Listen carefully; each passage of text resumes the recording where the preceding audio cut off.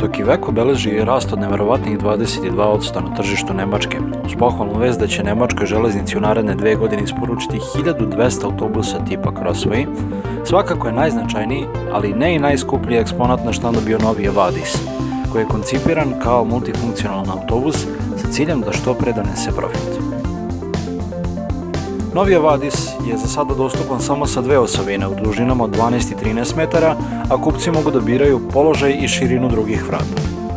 Predstavljeni eksponat na štandu ima druga vrata iza zadnje osovine, dugačak je 13 metara i broji 55 mesta za sedenje. Trenutno se nudi ugradnja samo jednog tipa motora, Iveco Cursor 9 High SCR, koji postiže Euro 6 normu i 400 konjskih snaga sa obratnim momentom od 1700 Nm, a može biti uparen sa 3 različita menjača, manualnim, robotizovanim i automatskim.